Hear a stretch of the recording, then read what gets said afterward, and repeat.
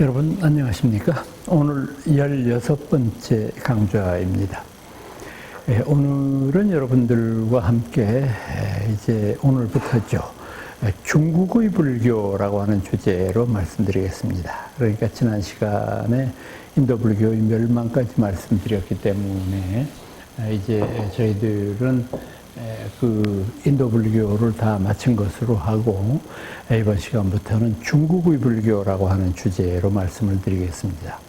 중국 참 그 광활한 곳이고 인구도 많고요. 지금 뭐 중국 인구를 공식 집계한 것으로는 14억 뭐 이렇게 이야기를 하는 모양인데 사실은 호적에 등재되지 않은 사람들이 많기 때문에 대체적으로 16억 정도 보고 있습니다. 그러니까 참 나라도 많고 지금 뭐 세계의 인류를 저희들이 80억 가까이 추산을 한다고 하면은 4명이나 5명 중에 하나는 중국 사람이란 얘기예요. 세계 각국에서 돌아다니는 사람 중에서. 그러니까 참 그 대륙도 크고 또 문화 역사도 얼마나 오래된 나라입니까? 자기들 주장하는 대로 5,000년이 넘는 장구한 역사를 가지고 있고 이제 이러다가 보니까 중국 사람들의 기질 가운데 절대 빼놓을 수 없는 기질이 뭐가 있느냐 하면 우리가 이거를 어려운 가치관으로서 중화의식이라고 얘기를 하거든요. 중화의식이라고 하는 것은 이제 쉽게 말하면 이 중국 사람들은 자기들이 이 세계의 중심이라고 하는 그런 자부심이 있는 나라예요. 그러니까 여러분들 보세요. 나라 이름도 가운데 중자 써가지고 중국이잖아요. 그러니까 모든 게 세계의 역사, 문화, 철학 모든 것의 중심이 자신들이다. 이렇게 생각하는 사람들이거든요. 이런 사람들이 불교를 받아들이게 되었을 때 느꼈어야 되는 충격은 우리가 일반적으로 생각하는 것하고는 달랐을 거예요. 그러니까 이 사람들은 불교를 가까이 하고 불교를 배우고 불교에 심취하면 할수록 가슴속으로 통탄할 일이 하나 생겨났어요. 그건 뭐냐? 부처님이 어째서 인도 사람이냐? 정말 자기들은 이해할 수가 없어요. 부처님 같은 그런 위대한 분이 중국 사람이라야지 어째서 이분이 인도 사람일까? 이런 생각들을 가지고 불교를 바라보게 되니까 이 불교에 대해서 처음에는 시각이 올바를 수가 없지 않겠어요? 여러 가지 좀 뭐 속말로 얘기를 하면 좀 삐딱하게 불교를 바라보고 불교를 난 무슨 일이 있어서 믿지 않겠다 뭐 이런 식의 다짐도 하고 이게 결국은 중국 사람들이 가지고 있는 중화의식에서 비롯된 것이라고 하는 겁니다. 또 제가 조금 전에 말씀드렸던 중국인들이 나중에 불교를 받아들이게 된 것도 그분들이 가지고 있는 어떤 대륙적인 기질의 어떤 그 연유한 바가 크다고 생각을 하는데 최초의 불교가 들어왔을 때는 기록으로 보면 후한 명제 2년이거든요. 후한의 명제 2년이라고 하면은 이게 기원 후 20년경이거든요. 그러니까 이제 대체적으로 중국의 불교가 전래된 것은 기원을 전후한 시점이었다고 볼 수 있는데 그거는 여러분들 한번 머릿속으로 그려보시면은 서가모니 부처님께서 저희들 곁에 오셨다가 가신 지 근 460년, 500년 가까이 되잖아요. 세월이 흐르고 난 다음에 불교가 들어오잖아요. 근데 지형적으로 이렇게 보면은 물론 뭐 딱 인도하고 중국이 붙어 있는 것은 아닙니다만은 그래도 상당히 근접한 나라인데 어떻게 500년 동안 불교가 들어가지 않았을까? 그런 의문이 여러분들 드시지 않습니까? 이거는 뭐 이를테면은 인도에서 가까웠던 나라기는 합니다만은 스리랑카 같은 데에 불교가 들어가는 것은 부처님이 인멸하시고 불과 150년 후에 바로 불교가 들어가거든요. 그리고 그 스리랑카에 들어갔던 불교는 곧바로 미얀마로 건너갔고요. 미얀마에서부터 라오스, 캄보디아 거쳐가지고 타일랜드, 베트남에 이르는 동안에 불과 불교가 100년도 안 돼가지고 동남아시아를 전부 불교 국가로 만들지 않았어요. 그런데 국경을 거의 맞대고 있는 이 나라가 어째서 이렇게 불교 도입이 늦어졌을까? 그 이유는 아주 단순한 이유 한 가지 때문에 그렇습니다. 지리적인 이유 때문에 그래요. 중국 대륙과 인도 대륙의 사이에는 물론 히말라야라고 부르는 어마어마한 세계의 지붕도 있습니다만은 그 사이에 고비 사막도 있고 타클라마칸 사막도 있고 또 천산 산맥도 있고 뭐 굉장히 거칠은 땅들이 펼쳐져 있습니다. 그래서 이 땅을 헤치고 가운데에 실랏 같은 길을 만들어 놓은 곳이 이른바 실크로드라고 하는 겁니다. 실크로드는 이름은 아주 멋있어요. 비단길. 그런데 현장에 가보면 이건 비단길이 아니라 완전히 죽음의 길이죠. 그런 그것을 뚫고 불교가 전래된다고 하는 것은 참 어려웠을 거예요. 이것이 결정적인 이유가 됐을 거라고 생각을 합니다. 그래서 제가 쓴 부끄러운 글 속에 제가 실크로드를 이제 그 2차례 왕복을 했었는데 한 번은 중국에서 떠나서 인도로 갔다가 다시 중국으로 왔고 또 한 번은 인도에서 출발해서 실크로드로 해서 도난까지 갔다가 다시 인도로 되돌아온 적이 있어 2번 왕복을 했는데 제가 그 왕복한 것을 기행문으로 담아서 서역만리라고 하는 글을 쓴 게 있거든요. 그래서 제가 밟아본 해조 스님이 걸었던 그 길이죠. 제가 밟아본 그 실크로드, 제가 본 실크로드, 제가 잤던 오아시스 이제 이거를 전부 썼던 그런 기억이 나는데 어떻게 됐건 간에 이런 것들을 뚫고 불교가 전래되어서 불교는 상당히 늦어질 수밖에 없었고 더군다나 조금 전에 말씀드린 대로 불교 자체가 가지고 있는 교리나 이런 것들을 도저히 중국 사람들이 수용하기가 어려운 것들이 적지 않았기 때문에 이 불교 교리를 수용하는 데 시간이 많이 걸렸을 거예요. 그래서 초창기의 중국 불교를 우리가 뭐라고 부르냐면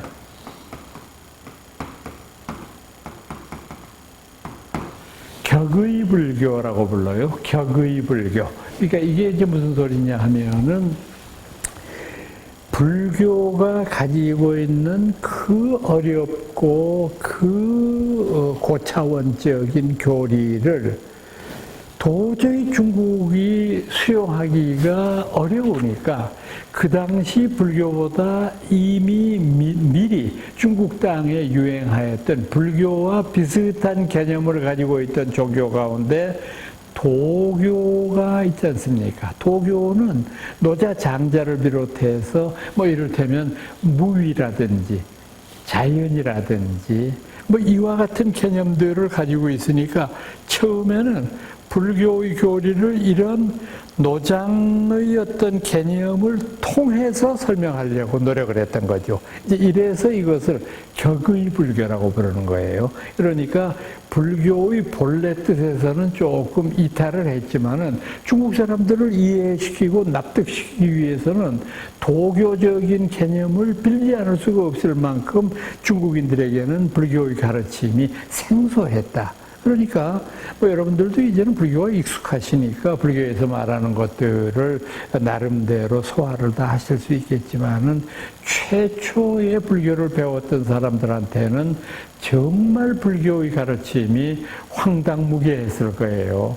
뭐 이 세상의 모든 생명들이 윤회를 한다는 등 우리가 이 세상에서 살아가는 데 있어서 중요한 것은 눈에 보이는 것만이 중요한 것이 아니라 보이지 않는 것, 눈에 보이는 것 속에 감추어진 진실, 이것을 볼 줄 알아야 된다는 등 업이라는 것, 모든 생명에게는 업이 있어서 그 업이 저질러 놓은 것들이 하나의 덩어리를 이루어서 내 미래를 결정한다는 둥 도무지 알아들을 수 없는 말들을 끊임없이 내뱉으니까 불교를 이해하기가 너무 어려우니까 그것을 좀 더 쉽게 이해시키기 위한 방편으로 그런 것들을 썼다고 하는 그런 의미가 되는 것이죠. 자, 이렇게 하다가 보니까 이 불교라고 하는 종교를 받아들이는 데 있어서 굉장히 초창기에는 어려웠고 이 불교가 나중에는 드디어 중국의 국교로 정착을 하게 되지만 그때는 결정적인 역할을 했던 것이 임금들이었어요. 중국의 임금들이 불교를 받아들이기로 결심하면서부터 이제 불교에 대한 오해들이 해지게 되는데, 자, 여러분들 한번 생각을 해보세요. 여러분들 임금왕자 다 아시죠? 임금왕자. 임금왕자 제일 위에 있는 이 금은 뭘까요? 이거는 하늘이에요. 그 다음에 제일 밑에 있는 거는요. 땅이잖아요. 그럼 하늘하고 땅 하늘 중간에 있는 건 뭐예요? 인간이잖아요. 하늘하고 땅하고 중간에 있는 거. 그러면 왕이 뭐냐? 이거를 꽃으로 엮듯이 다 엮어놓는 사람이 왕이에요.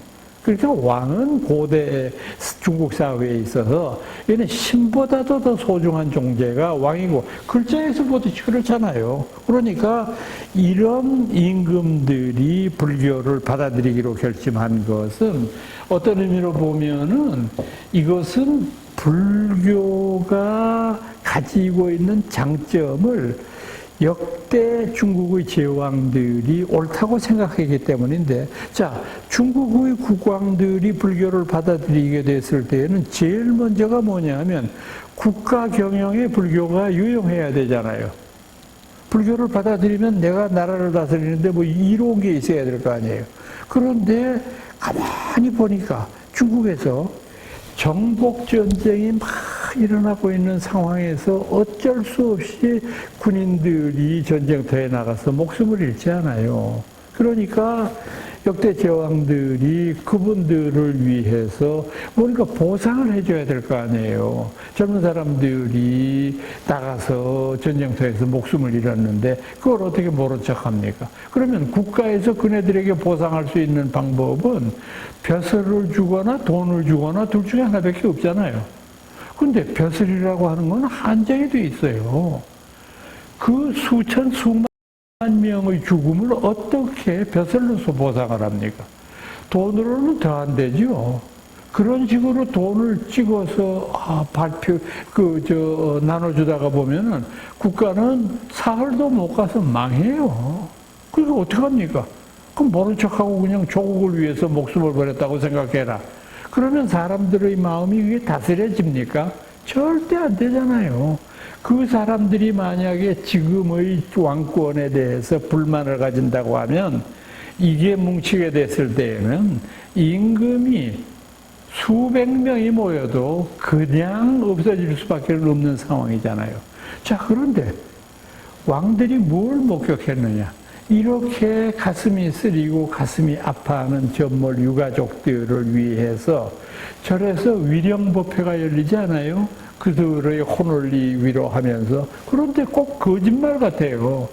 거기 이렇게 들어가 보니까 다 합장하시지요. 다 합장했습니다. 자, 이제부터 일구월심으로 나무아미타불을 연불 하세요. 그러면 여러분들이 모은 그 정성이 그 망자 돌아가신 분한테 전달이 되어서 그분이 바로 아미타부처님의 세계에 들어가서 여러분들은 상상도 할 수 없는 기쁜 행복 속에서 영혼을 보낼 수 있습니다.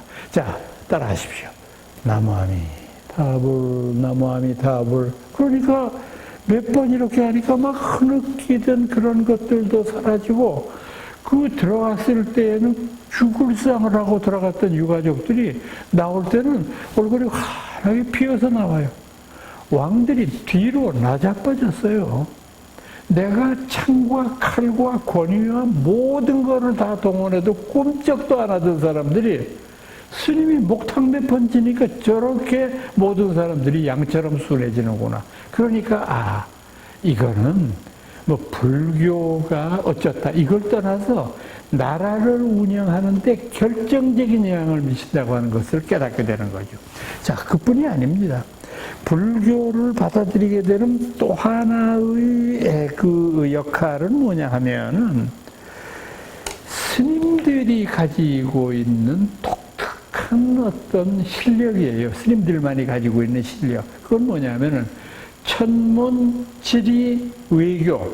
이거는요, 고대 사회에 있어서는 지금처럼 뭐 인터넷이 발전하고 그럴 때도 아니기 때문에 모든 문제는 천문을 보고 하잖아요. 하늘의 별자리의 움직임을 보고 하잖아요. 그러니까 자, 이번 여름에 전쟁을 일으키는 것이 좋겠나 맞겠나, 5월이 좋으냐 7월이 좋으냐 이런 생각을 했을 때 스님들한테 물어보니까 스님들이 뭐 얼마나 깊은 공부를 했는지 모르겠는데 이번 여름에는 전쟁을 삼가는 게 좋겠습니다. 왜요?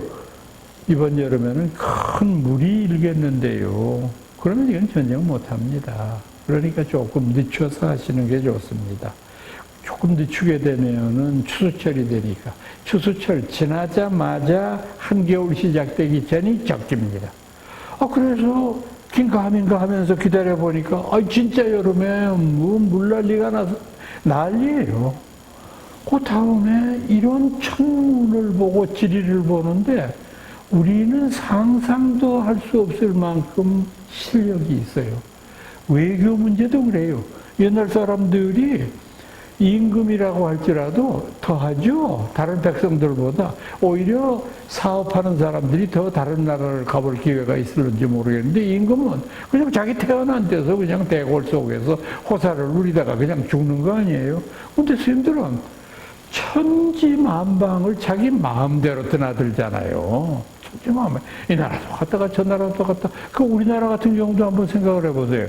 우리나라에 최초의 불교를 전한 아도니, 순도니 하는 분들이 전부 서역 승려였잖아요. 인도 사람들이었잖아요. 또 백제 불교를 최초로 전했던 마라난타라고 하는 사람도 인도 사람이잖아요. 우리 신라에 처음으로 불교를 전한 분도 묵호자, 이 사람도 인도 스님이잖아요. 그러니까 인도 사람들이 인도에서부터 출발해서 중국을 거쳐서 한국까지 올 정도로 마음대로 나라를 왔다 갔다 하니까 이 사람들은 그냥 임금이 뭘 물어보면 그대로 살아있는 백과사전이야. 그 나라는 어떻습니까? 그 나라 임금은 어떻게 생겼습니까? 제가 만나지도 않았는데 술술술 다 얘기를 해요. 그 나라 군대는 조직이 어떻습니까? 예, 그 나라는 우리 인도는 중국하고 달리 이제 그 군마를 쓸 때 말보다는 코끼리를 더 많이 씁니다. 그러니까 코끼리를 옛날 인도 사람들이 군대로 썼던 이유는 그 힘이 천하무적이잖아요.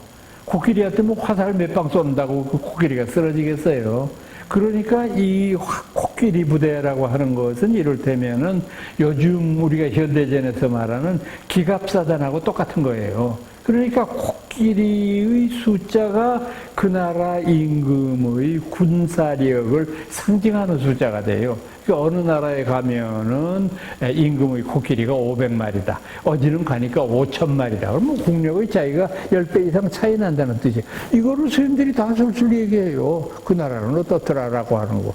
그 나라에는 뭘 먹고 삽니까? 예, 그 나라는 우리하고 달리 쌀을 안 먹습니다. 뭘 먹어요, 그러면? 밀을 먹습니다. 밀을 가지고는 밥이 안 될 텐데요. 아닙니다. 밀을 추수를 해가지고는 그것을 이 액체에 짓이겨가지고 밀을 반죽을 하듯이 해가지고 그거를 짜파티라고 부르는 어떤 둥글둥글한 것으로 해서 어떤 하나의 빈대떡 같은 걸 만들어내서 이걸 가지고 조금씩 맨손으로 뜯어 먹어서 거기 사람들은 숟가락도 없고 젓가락도 없습니다. 그냥 손가락으로 다 뜯어서 해결합니다. 이거를 우리가 100년이 지나도 얻을 수 없는 정보들을 스님들은 거의 다 알고 있어요. 내가 가고자 하는 그 나라에 대해서.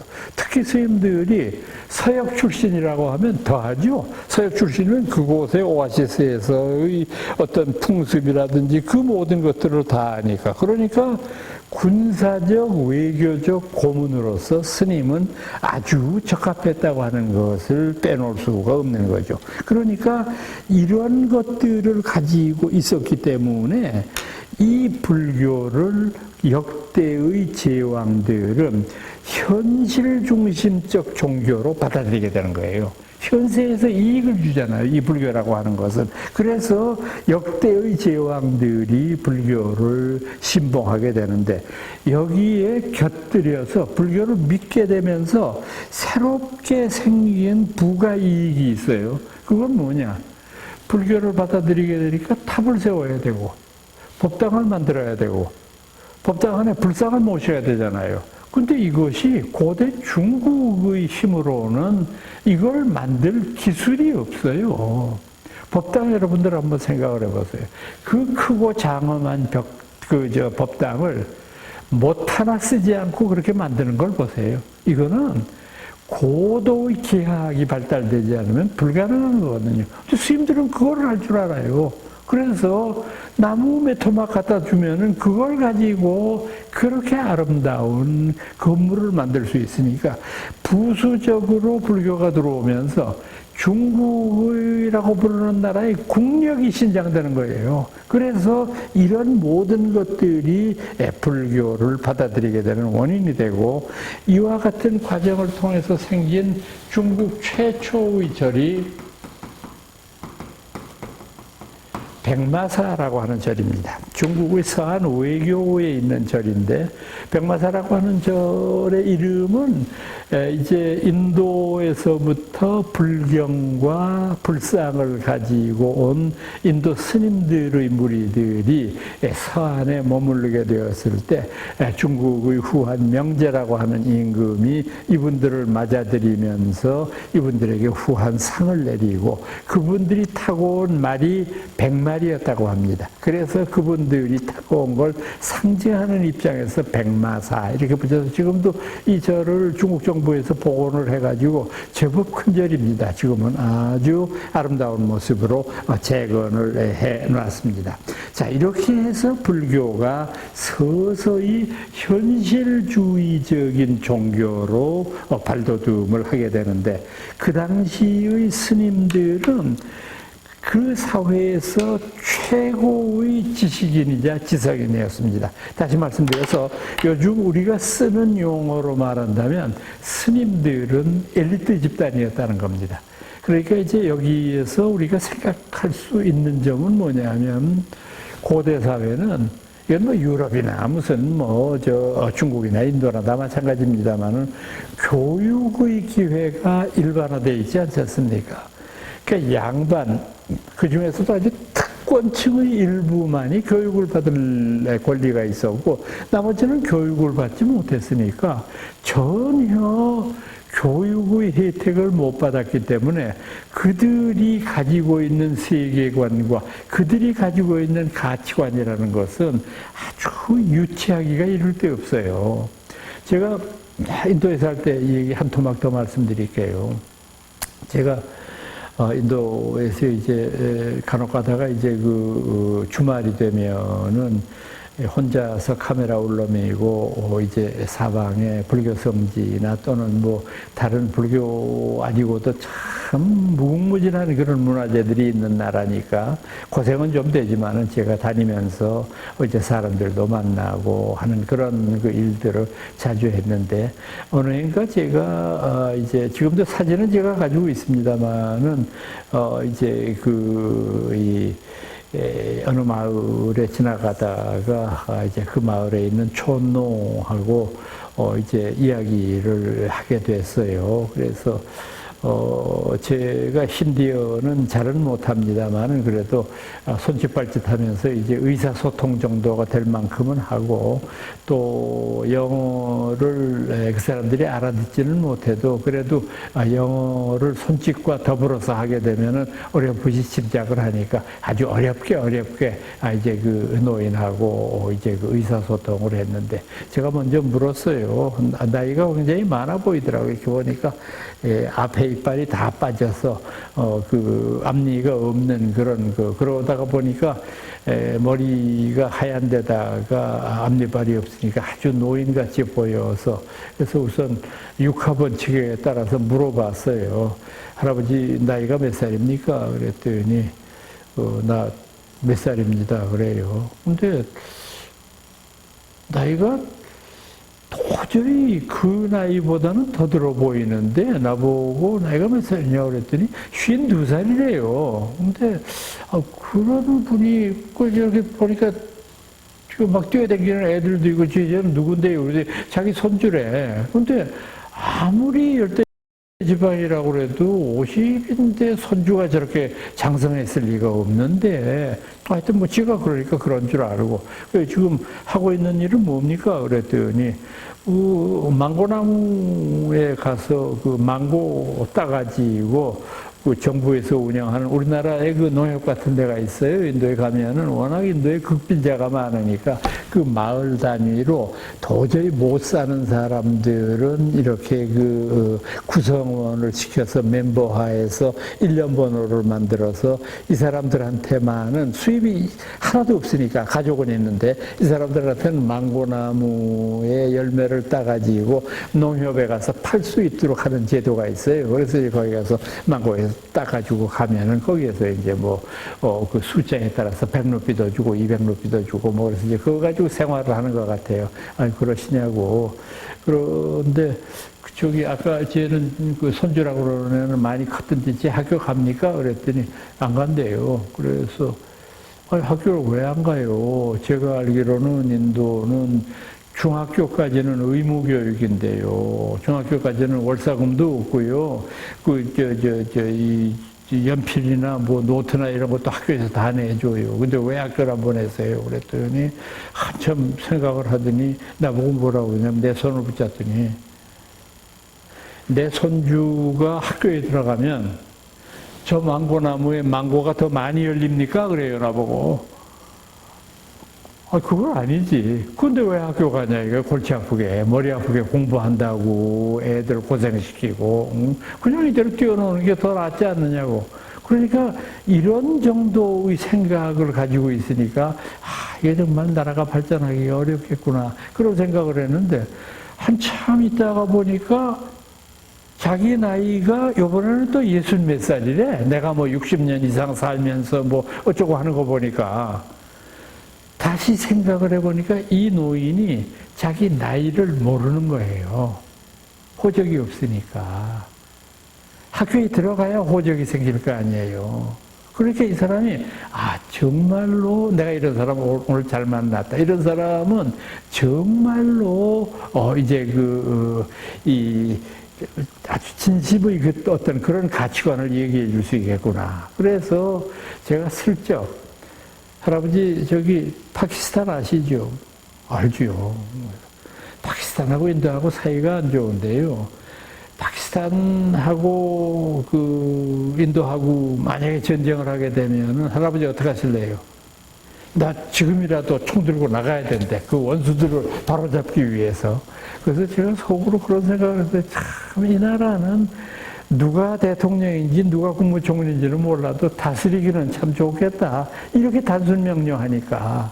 그래서 그런 생각을 가지고 있는 이유가 뭐냐. 앞서 말씀드렸던 교육을 받지 않았기 때문에 그렇잖아요. 근데 교육을 받은 사람들은 많은 것을 생각을 해서 이른바 가치관이라는 게 형성이 되고 세계관이라는 것을 갖지 않아요. 그렇게 되다가 보니까 이 가치관과 세계관을 형성하는 데 있어서 교육보다 더 소중한 게 없는데 이 불교는 국가 제왕들이 보기에는 앞서 말씀드렸던 매우 중요한 가치관 가운데 하나인 국가관을 심어주고 있잖아요. 국가라고 하는 것이 얼마나 소중하냐라고 하는 것을 역대 제왕들이 아무리 돌아다니면서 나라가 소중하다 막 이렇게 역설을 해도 모든 백성들은 나라가 소중해? 그러면 우리 세금이나 좀 깎아주지? 이런 생각은 하는데 나라가 뭐가 소중하냐는 생각은 못해요.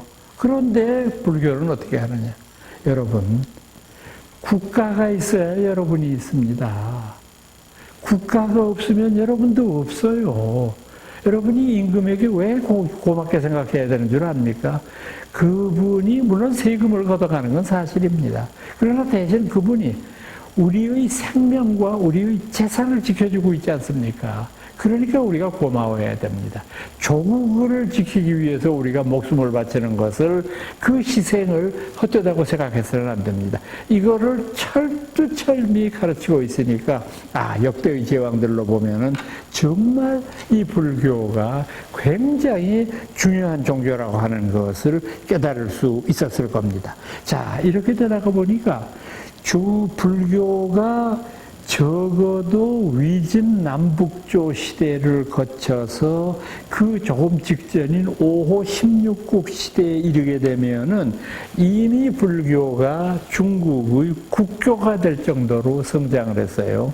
중국에서 이제 고대 사회에서 진나라가 이제 그 천하를 통일했습니다만은 곧 그것이 무너지고 난 다음에 다시 삼국시대가 전개되고 그 다음에 5호 16국 시대, 5호 16국이라고 하는 것은 중국 사람들이 얘기하는 5호, 오랑캐 다섯이라고 하는 것은 중국의 중원 지역을 가로지르고 있는 양자강의 이남에 있는 한민족들을 중국민족이라고 보고 그 양자강의 북쪽에 있는 걸 전부 오랑캐라고 생각을 했으니까 오랑캐 나라 다섯, 16국, 그 양자강 이남에 있는 나라가 16개, 21개가 이제 있었던 거죠. 이게 위진 남북조 시대로 바뀌게 되고 위진 남북조 시대가 수나라로 통일되고 수나라가 당나라로 넘어가고 이제 이런 고대 중국의 역사가 전개되지 않습니까? 그때 이미 불교는 국교로서의 위치를 차지하게 되는데 이때 아주 재미있는 현상이 생겨나게 되는데 이 당시에 북조에서는 위진 남북조 시대니까 북조 남조 이렇게 나누지 않습니까? 그런데 이 북조 때에는 무슨 사고방식이 유행했느냐 하면 왕즉불이라고 하는 사고방식이 국시로 자리 잡게 되었는데 이것에 대해서 정면으로 반대하는 불교가 남조에서 일어나게 됩니다. 이 남조에서는 어떤 이야기를 하느냐 하면 사문 불경왕자라고 하는 이론이 생기니까 좀 반대가 되지 않습니까? 위에는 왕즉불이니까 왕이 곧 부처라는 말이고 밑에 남조에서 하는 말은 출가한 사무는 임금이나 귀족들에게 격려할 필요 없다. 임금과 그들의 사이는 우리는 출세간을 살아가는 사람들이고 임금은 세간에 있는 사람들이니까 우리가 그 사람들한테 예배하고 격려할 필요가 없다. 이렇게 되니까 지금 여기에서 우리가 중국뿐만이 아니라 불교가 정치와 어떤 관계를 가져야 되느냐라고 하는 것을 아주 극명하게 나타내주고 있습니다. 우선 여러분들이 여기에서 유의해야 될 점은 뭐냐면 왕즉불, 임금이 곧 부처다 이렇게 얘기하면 임금도 편하고 또 임금으로부터 다스림을 받는 백성들도 편하고 또 불교도 편해요. 임금이 지가 부처인데 불교 박해하겠어요? 그렇잖아요. 그러니까 현실적으로 보면 왕즉불이라고 하는 것은 현실적으로 불교를 받아들이는 태도가 바로 왕즉불의 사고방식인데 이렇게 정치와 국가 권력 이런 것들이 종교와 하나가 되게 되면 어떻게 되느냐? 반드시 나라가 망하고 반드시 불교가 부패하게 돼 있어요. 타락하게 돼 있어요. 이건 뭐 틀림없는 사실이에요. 왜 그런 줄 아세요? 여러분 왕즉불이니까 임금의 권위를 등에 얻은 불교이기 때문에 불교는 천하에 거리낄 게 없잖아요. 만약에 모든 출가 사문들이 말 그대로 배불리 먹고 아무 하는 일 없이 염불하고 목탁치는 것을 그냥 습관적으로 하는 수행정신이 없어진 불교교단은 이미 그건 불교가 아니에요. 불교의 존재 목표라는 건 뭐냐? 불교의 존재 목표는 수행이거든요. 불교는 수행하는 종교예요. 수행하기 위해서는 어떻게 해야 되느냐? 뼈를 깎는 고통을 감내해야 되는데 스스로 그걸 알아잖아요. 왕죽불인데 뭐 그냥 비란 이불 속에서 임금이 하사한 금난가사 걸치고 신도들한테는 돈 많이 내라고 그래서 황금으로 만든 탑이나 올리고 그러고 앉아서 모든 사람들이 누리는 속가에서 누리는 그런 부유한 삶을 누릴 뿐이잖아요. 임금의 경우는요. 아까 제가 뭐라고 설명드렸냐면 임금은 하늘과 땅과 인간을 관통하는 가장 위대한 분이라고 그랬는데 그 가장 위대한 분에다가 불교라고 하는 권위의 날개를 달아줬잖아요. 세간의 임금일 뿐만 아니라 출세간의 임금까지도 되었으니까 이 임금의 권위는 하늘을 찌를 뿐만 아니라 어느 누구도 감당할 수 없지 않습니까? 그러니까 양쪽이 다 만족한다고 하는 세속적인 욕구를 충실하다가 보니까 절대 이 둘의 말로는 행복할 수 없다는 겁니다. 그러면 어떡하란 말이냐? 왕과 불이 하나가 돼서도 안 되고 그렇다고 해서 그럼 원수가 되란 말이냐? 아닙니다. 원수가 돼서 안 되는 거고 또 왕과 그 부처가 하나가 되는 것도 안 되는 거고 그럼 어떻게 해야 되느냐? 정답은 뭐냐 하면 국가 권력과 불교 사이에 팽팽한 긴장이 있어야 돼요. 그게 국가도 살리고 불교도 살리는 길이 돼요. 그러면 이게 팽팽한 긴장이라는 게 뭐냐? 국가 권력은 불교에 대해서 간섭하지 말아야 됩니다. 불교의 일은 불교가 알아서 하도록 내버려둬야 돼요. 불교 일에 간섭을 하고 이래라 저래라라고 하는 것은 왕권이 불교라고 부르는 출세간의 종교에 내정을 간섭하는 일이잖아요. 그건 안 되는 일이에요. 그러니까 절대 간섭하지 않아야 됩니다. 대신 이 왕권은 불교의 충고에 겸허하게 귀 기울여야 돼요. 불교라고 하는 종교가 가르치는 것이 과연 뭐냐? 내가 임금으로서 백성을 다스린다고 했을 때 내가 취해야 될 행동이 뭐냐라고 하는 것을 불교를 통해서 배워야 돼요. 그래서 여러분들 말입니다. 옛날 삼국사기라든지 혹은 고려사, 조선왕조실록 이런 거 보면은요. 심지어는 불교가 피해를 받고 박해를 받았던 조선 왕조 시절에서조차 국가적인 법회들이 큰 절에서 열렸어요. 조선 때도 열렸어요. 신라고래 때는 말할 것도 없고요. 계속해서 법회가 이어졌고요. 그러면 이때 법회가 어떤 형태로 그 신라 때에는 가장 많았느냐 하면은 인왕호국 법회 같은 것이 제일 많았어요. 인왕호국 여러분들 한번 생각해 보세요.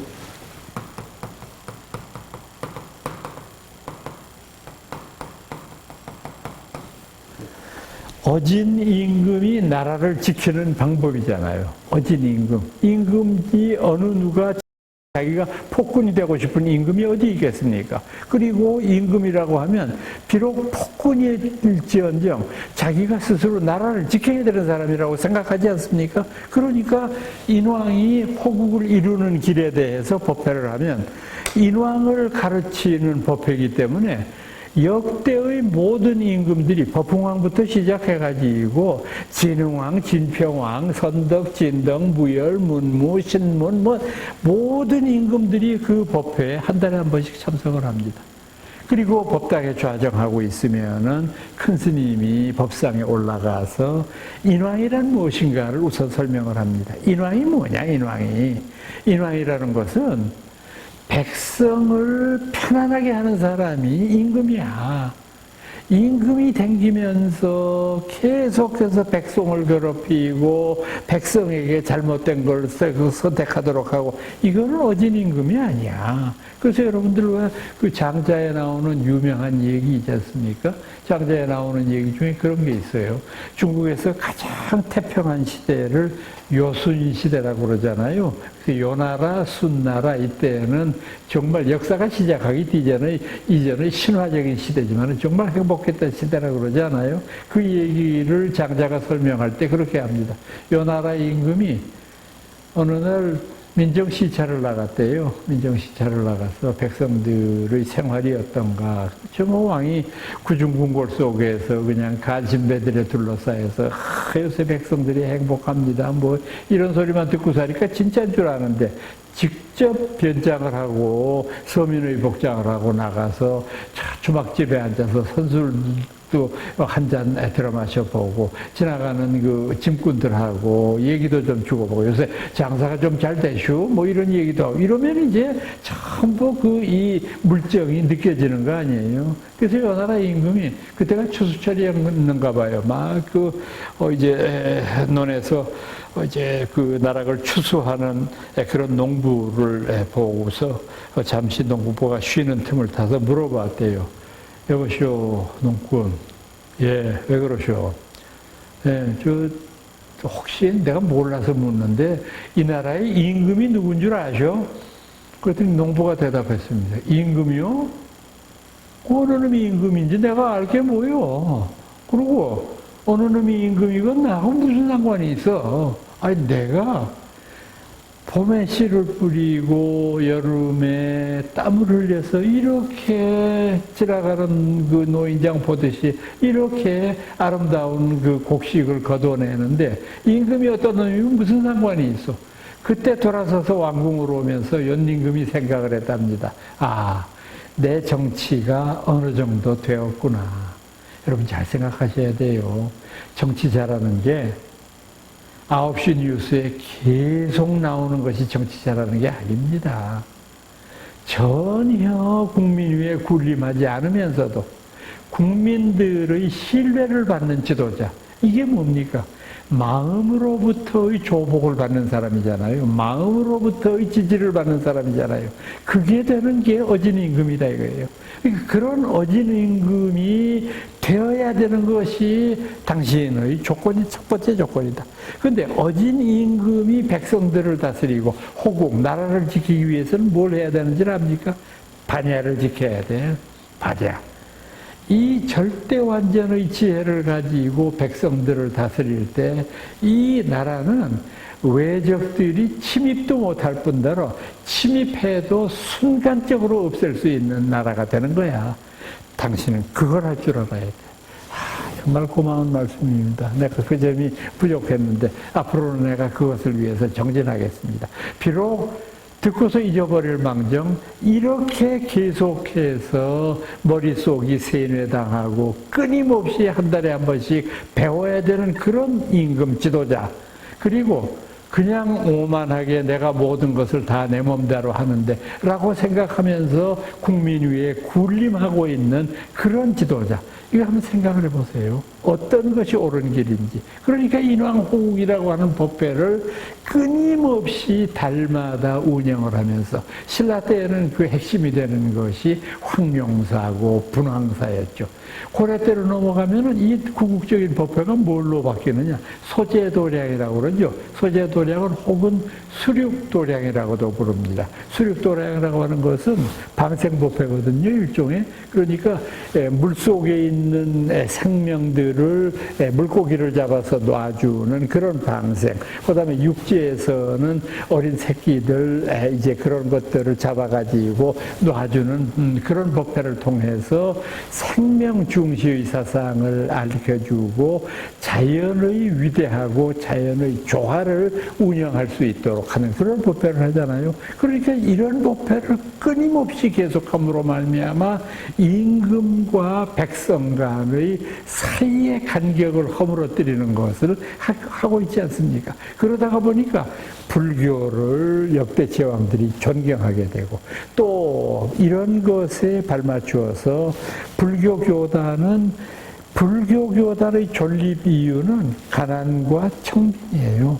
가난하고 청빈해야 돼요. 불교는 살기 위해서는 그래야 돼요. 불교가 돌이 많고 많은 거를 갖게 되면 반드시 타락하거든요. 불교는 상업불교가 되니까 그것을 운영할 수 있는 것이 바로 이 왕직불의 폐해를 바로잡는 일이다. 그럼 두 번째, 지금 남조에서 하고 있다고 하는 지금 이 사문불경 왕자론이라고 하는 것은 뭘 의미하느냐. 자, 출가한 사문이 왕자에게, 왕권에게 뇌화부동해서는 안 된다는 뜻이잖아요. 그러니까 출가한 사문은 사문으로서의 자존심을 지켜야 되고 이것을 가지고 살아야지 왕권에 아부하면서 사는 것은 절대 불교가 해서는 안 되는 일이라고 하는 말을 하지 않습니까? 이건 뭘 의미하느냐? 바로 인도 불교에서 지향하고 있었던 불교가 추구하는 바는 출세간, 세간을 벗어난 길이고 세속에서 왕권이 다스리는 것은 세속의 일이에요. 세속과 진여의 세계는 양립해 있지만은 서로 넘나들 수 없는 세계인데 이것을 출세간의 세계를 바로 이 집권자들이 관여하는 것은 매우 잘못된 일이다. 그런 의미에서 우리 한국이 특히 불교가 걸어왔던 길은 참 반성의 여지가 있어요. 조선 때에는 끊임없는 박해로 불교가 시달려왔고 해방 이후에는 어떻게 됐습니까?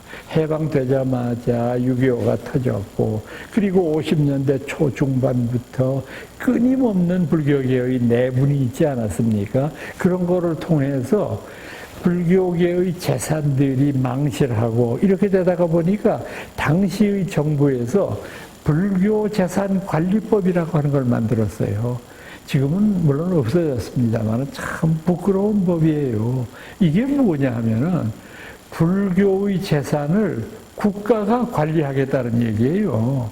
왜 그러냐면 불교인들이 스스로 자신들의 재산을 지킬 만한 능력이 없다고 판단했기 때문에 그래요. 밤낮 싸우고 소송 비용으로 사찰에 있는 땅을 팔아가지고 소송 비용을 대고 이렇게 되다가 보니까 도저히 이래서는 결국은 불교가 우리들한테 소중한 것은 그 당시의 기독교 정권들이 생각하기에는 자기들은 불교를 믿는 건 아니지만 이대로 그냥 나가다가는 불교가 망하게 생겼어. 불교가 망하면 어떻게 되느냐? 우리 문화재도 망하는 거잖아. 여러분 역시 요즘 그런 생각 한번 해보셨어요? 지금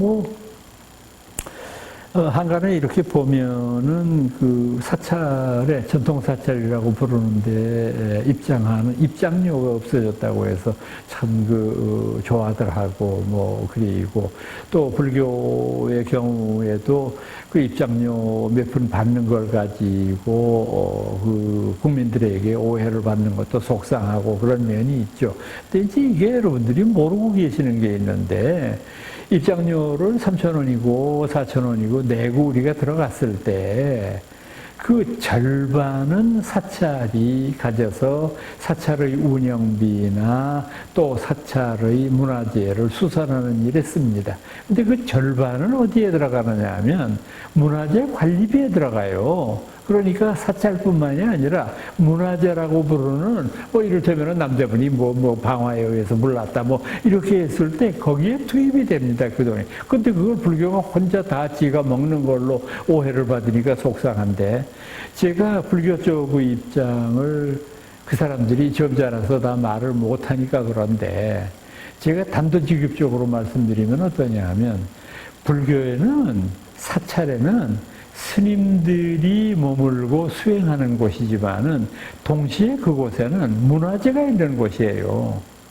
국보, 보물, 유형문화재, 지방문화재, 그래서 여러 가지 문화재들이 있잖아요. 그럼 그 문화재를 지키려면 어떻게 해야 되느냐? 북한처럼 문화재를 지키는데 스님들이 없으면 어떻게 해야 됩니까? 국가에서 공무원을 파견해야 되잖아요. 관리인들을. 공무원을 파견하는데 한두 명이 거기 가서 그 많은 문화재를 지킬 수 있어요. 그러니까 제법 많은 인원이 가서 24시간 경비를 더 써야 되잖아요. 그 사람들의 인건비만 얼마입니까? 1년에. 근데 절에 스님이 있는데, 이렇게 계시고 있는데, 스님들한테 국가에서 월급 줍니까? 스님들 공짜로 지켜주잖아요. 그 문화재를. 그럼 그 문화재 지키는 비용은 누가 내는데? 이것도 우리가 생각을 해서 좀 더 깊게 이 문제를 해결했어야 되는 것이 맞지 않느냐 하는 생각이 듭니다. 그러니까 그럴 정도로 이 불교라고 하는 종교가 가지고 있는 상당히 복잡한 그런 메커니즘이 있다고 하는 말씀을 드리고 있는 것입니다. 그래서 출가한 사문들이 비록 어려운 일이 있다고 할지라도 출가한 이들이 재가의 신자들에게는 절대로 머리를 굽히거나 그들에게 무엇을 요구하는 그런 일을 해서는 안 되는 것이다 라고 하는 것을 이해시키도록 해야 되는 겁니다. 자, 그렇게 해서 이 위진 남북조 시대에 이를 때까지 불교의 역할은 조금 전에 말씀드렸던 그런 제왕들의 어떤 국가 경영에 굉장히 많은 도움을 주었을 뿐만 아니라 왕권 강화와 건전한 국가관을 도우는데 많은 힘을 보탰다고 하는 겁니다. 여기에 또 한 가지 빼놓을 수 없는 것은 나중 일입니다마는 중국에 선종이 생겨나지 않습니까? 선종이 생겨나면서 이 중국 불교가 선종 생기기 이전까지 제가 조금 전에 사찰 이 입장료에 대한 말씀드렸는데 일반 중국 백성들이 중국 스님들에 대해서 가지고 있었던 오해에 대한 것을 말씀드립니다. 불교가 그렇게 훌륭한 종교이기는 한데 일반 백성들의 입장에서 보면 스님들은 첫째 세금을 안 내, 양반들은. 그렇죠. 뭐 수입이라는 게 뭐 불전금 수입밖에는 없으니까 그걸 뭐 세금을 매기기도 어렵고 뭐 그러니까 그렇겠죠. 그 다음에 군대도 안 가, 이 사람들은. 스님을 군역에 붙잡아서 뭐 하게. 그러니까 이거는 국민으로서의 가장 기본인 납세권이라고 하는 거하고 병역 의무를 하지 않는 거예요. 그러면서 그 사람들이 사회의 존경을 받고 있으니까 일반인들이 말을 못해도 굉장히 속으로 불교를 경멸하는 듯한 태도를 취했거든요. 그런데 선종이 들어오면서 불교는 어떤 방침을 세우게 되느냐. 이게 선종의 독특한 노동관입니다. 즉 중국의 백장선사가 하신 유명한 법어 중에서 일일부작이면 일일불삭이다. 내 하루 일하지 않으면 하루 먹지 않겠노라. 그래서 백장스님은 늘 호미를 비롯해서 밭작물을 다스리는 그런 농기구를 늘 머리맡에 놓고 주무셨다고 그래요. 그러니까 아침에 일어나면 곧바로 밭에 가서 일부터 하는 거예요. 그래서 일을 해서 자기 스스로 먹을 양식을 자기 스스로 구하는 이런 일을 하게 된다. 이거는 중국 국민들에게 엄청난 반향을 불러일으키죠. 스님들이 그렇게 열심히 수행하시면서 또 당신 스스로 이렇게 당신 먹을 것을 구하기 위해서 노동을 하니 정말 이분들은 존경할 분이구나 하는 그런 안도의 감을 주잖아요. 이런 것까지 이루어지면서 중국 불교는 아주 전대미문의 큰 그런 번영을 이루게 되는 것입니다. 오늘은 여러분들께 격의 불교란 무엇인가, 그리고 왜 초창기의 불교가 크게 발전하게 되었을까 하는 그 원인에 대해서만 말씀드렸습니다. 다음 시간에 다시 뵙겠습니다.